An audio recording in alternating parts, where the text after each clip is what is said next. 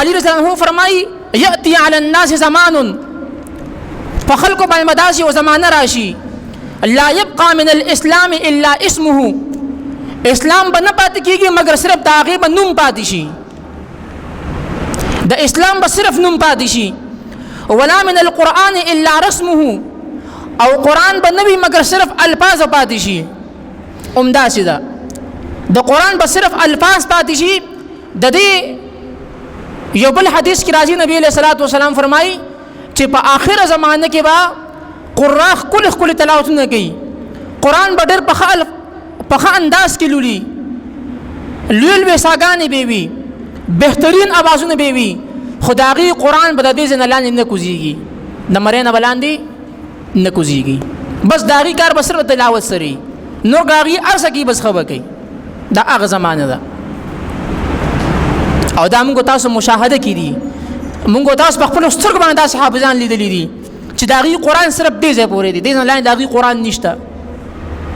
هغې قرآن وایي خو په هغې باندې عمل نه کوي هغې قرآن صرف د اواز دپاره زده کړی دی چې ما ته خلک سبحان الله وي الحمدلله وي ماشاءالله راته وي پیسې را باندې ونولي د قرآن نه اوس بزنس جوړ شوی دی په قرآن باندې اوس پیسې راغونډېږي بس تاسو کار صرف سبق سره دی سبق له راځئ سبق وایي او بس دی په مخه باندې مخه بس قرآن صرف زده کړئ قرآن باندې به عمل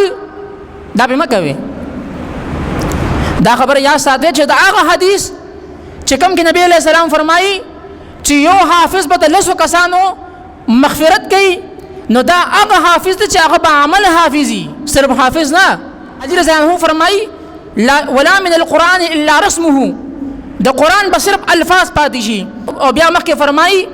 یعمرون مساجدهم او دی بخپل جماعتونه آبادی وهي من ذکر الله خراب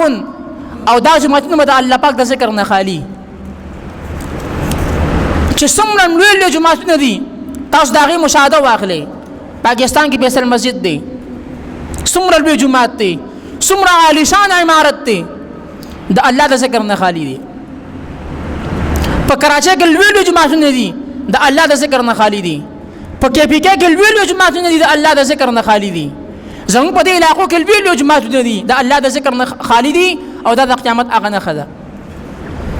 بیا مخکې فرمایي شر اهل الزمن علماؤهم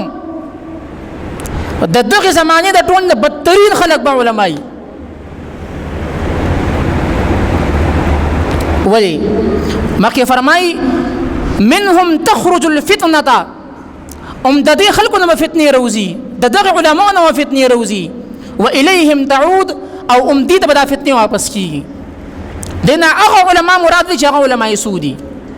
بد کردار علما هغه علما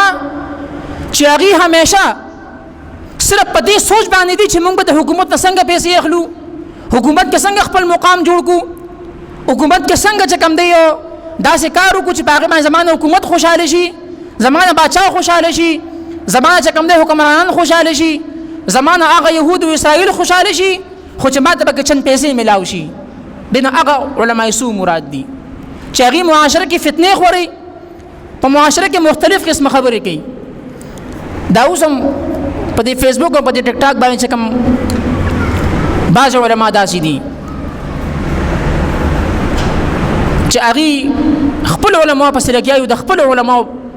دغه کوي بېعزتي کوي دا ډېر سپک کار دی هغه ورځ مې عالم اورېدو په منبر باندې ناست دی او دا خنزیر مولا دی او دا خبیث مولا دی او دا زندق مولا دی او دا کافر مولا دی د دې خبرو څه ضرورت نشته د دې خبرو هیڅ ضرورت نشته د معاشرې د اصلاح ضرورت دی یهود لګیا دي اسرائیل لګیا دي په فلسطین باندې حمله کوي او دی خو زما مولا زما خلاف ولاړ دی یهود عیسایان ټوله دنیا لګیا د مسلمان ختمي او زما مولا اوس هم زما خلاف ولاړ دی چې دی ولې دا کار کوي دی ولې د اسرائیل مخالفت کوي دی ولې د اسلام خبره کوي دی ولې د قرآن خبره کوي دی ولې د اسرائیل د بایکاټ خبره کوي دی ولې د اسرائیل سره د جنگ خبره کوي اوس هم داسې خلک شته نو حضرت رضی الله عنه فرمایي چې د دغه زمانه خلک بدترین خلک به بدترین علماي دا غي فتنه روزي او هغه کې به ونه نوزي